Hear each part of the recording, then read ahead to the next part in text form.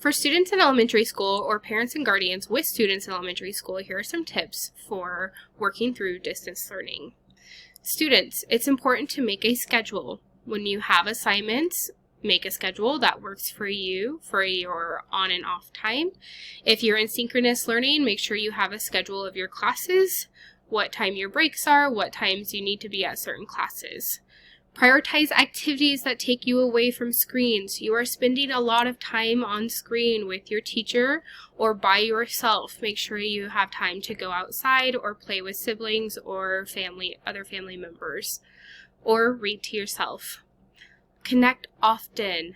If you know others that are either attending asynchronous or synchronous learning environments, see if you can connect with them.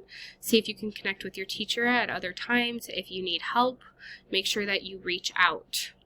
Regularly attend your synchronous sessions. If you are doing synchronous learning, make sure that you are going to class on time and prepared to learn.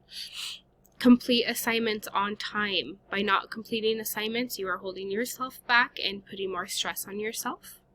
And hold yourself accountable. You know that you need to do your work. You know that you're here to learn. So make sure you are doing those things. And take care of yourself.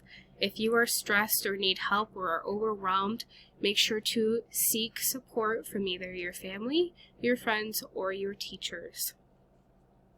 For parents who are trying to navigate distance learning, establish routines and expectations with your children. If you're not sure what routines and expectations you should be establishing at home, make sure to connect with your teacher so they can help you establish those things. Choose a good place to learn with your student. If your student is young, in K2, make sure that they are in maybe a nearby space to you. Make sure the space is quiet. Make sure the space is free of any distractions, whether it be animals, toys, or siblings. Help students own their own learning. Make sure they understand their responsibility for their own learning, and that it is not just on their teachers to keep their attention, but for them to put in a little effort. Begin in the day by check in with them before they start school, what their schedule might be like for the day, or what assignments they may have to do, or if they're asynchronous learning, ask them what their daily routine is and when they are going to hop on and start their homework for the day or their lesson activities.